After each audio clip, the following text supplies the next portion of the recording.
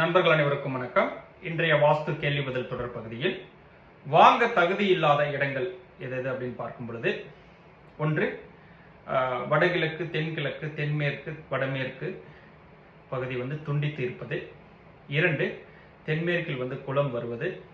3 தென்கிழக்கு கிழக்கு, வடமேற்கு வடக்கு, தென்மேற்கு மேற்கு, தென்மேற்கு தெற்கு தெருக்குத்து வருவது. 4 தெற்கில் அதிக காலி இடம், வடக்கில் இடம் இல்லாமல் இருப்பது.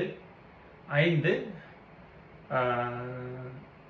தெரு பார்வை, தென்மேற்கு தெற்கு, தென்மேற்கு மேற்கு, வடமேற்கு வடக்கு, தென்கிழக்கு கிழக்கு பகுதியில் தெரு பார்வை வருவது.